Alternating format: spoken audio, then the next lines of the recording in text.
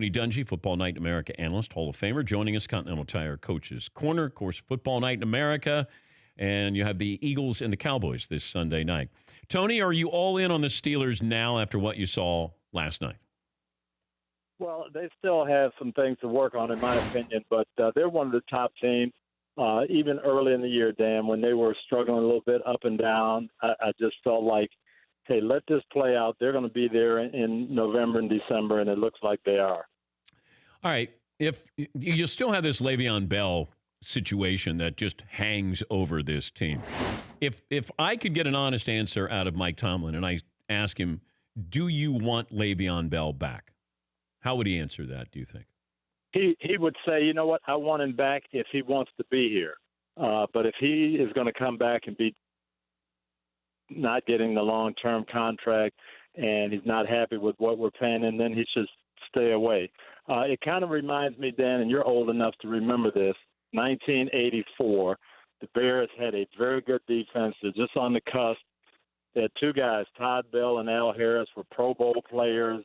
Great. They were represented by the same agent. They decided to hold out. They weren't happy with what they got. They thought the Bears couldn't function without them. Missed the Super Bowl. Two young guys, Dave Duerson and Wilbur Marshall, stepped in. They didn't miss a beat. Those guys missed the Super Bowl. They ended up, Buddy Ryan took them to Philadelphia. But, the train didn't stop. And I think that's what we're seeing here. And Le'Veon Bell is a great player. But James Conner can do a lot of the things he can do, and he's happy to be there. So I think that's where the Steelers are right now. Yeah, I guess I don't want Le'Veon Bell back just because I know that I can use him and I may need him if we're going to win a Super Bowl, but I just don't know, like, how do you decide, how does he decide, how does Mike Tomlin decide how much is too much as far as how many touches he gets, Tone? Like, if this is the reason why he's sitting out, how do I do that game by game, quarter by quarter, where he doesn't say, hey, too many touches here, or maybe he has a sprained ankle?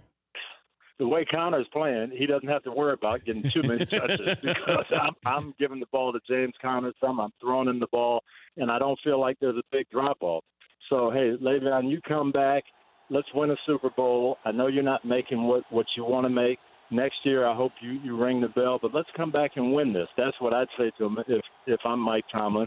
And if he says, you know what, I'm on board with that. I'm not happy, but I'm going to be a good soldier, and let's go win it, then I think they'd welcome him back. But if he's going to be there constantly, hey, I should make more money, I'm not happy, I don't know why they treated me this way, then you don't want that.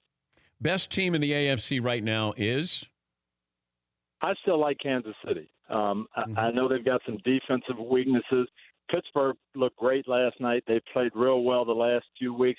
I still see the breakdowns, though. The Christian McCaffrey wide open, nobody covered him. They've got to eliminate that. And Pittsburgh's got an explosive offense. New England's very balanced. But I'll tell you, I still like Kansas City. I really do. If you were facing Kansas City with your defensive background, what would you try to do? I would say I got to make you have those 12, 14-play drives. I've got to some way eliminate those big gashing plays. And it's harder to do than it sounds because they've got so many guys that can make them, and Kareem Hunt can take a screen pass 50 yards. It looks like, you've got it well played, and all of a sudden he's in the end zone. Travis Kelce can, make a play and break a tackle and run by people. But that's how I play them. Try to slow them down, see if they can be patient and have those real long, time-consuming drives. We're talking to Tony Dungy, Football Night in America analyst. Sunday night on NBC, it'll be the Cowboys and the Eagles. How important is this game? Let me start with the Cowboys. Given everything that's happened here, people calling for Jason Garrett's job, is Dak Prescott a franchise quarterback?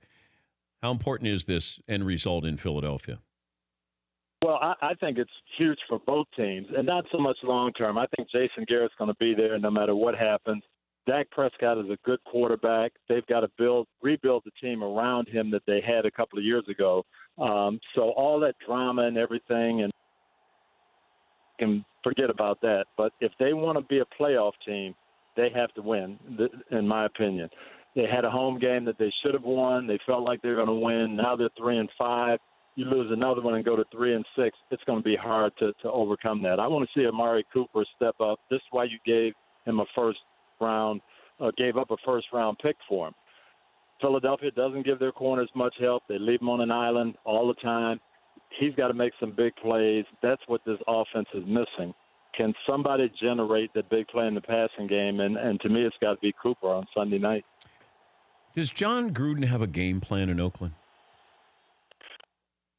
I don't know. I've seen it before, and I know John likes veteran guys. He likes offensive guys. I think he's saying we can stockpile these picks and get some weaponry and get these young players who are going to be salary cap friendly. And if we draft right, we're going to be okay in 2 years.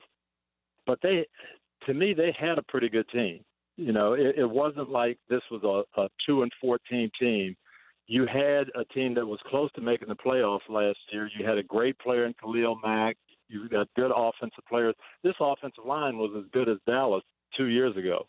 Now, I don't know what's happened to it and what he wants, but I think they are building for the future. That's the game plan.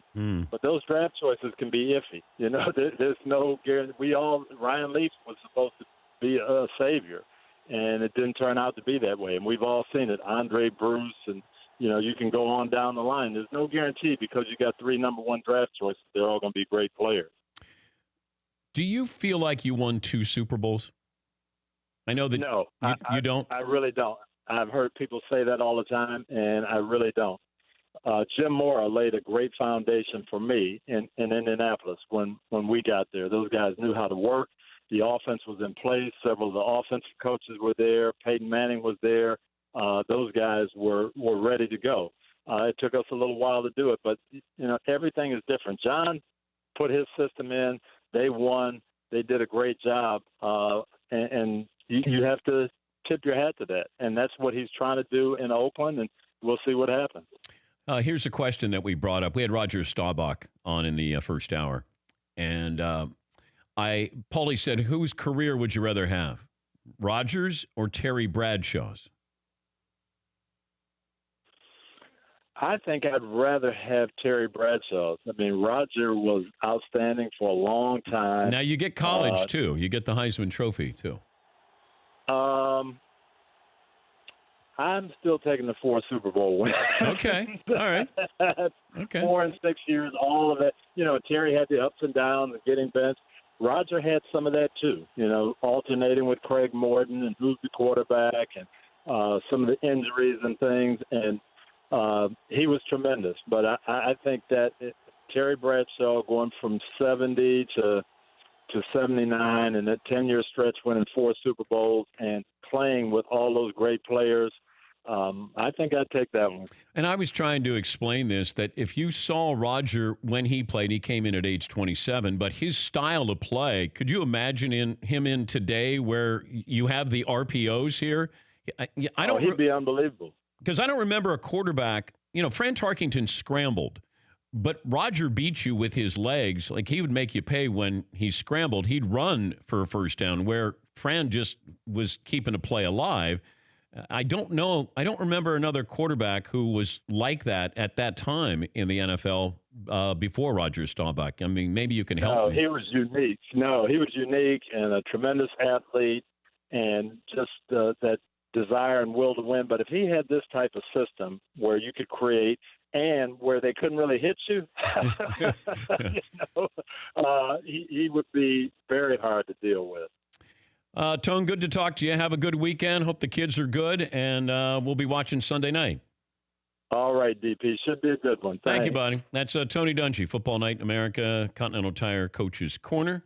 Continental Tire, proud to be a supporter of the Dan Patrick Show, no matter what you drive, where you drive, how you drive. Continental has a tire for you. Continental Tire shares your passion for the game. Show them your passion by tweeting your photos to @Continental Tire. For more information, visit continentaltire.com. For more Dan Patrick Show, tune to Audience Channel 239 on DirecTV or download the Dan Patrick Show app.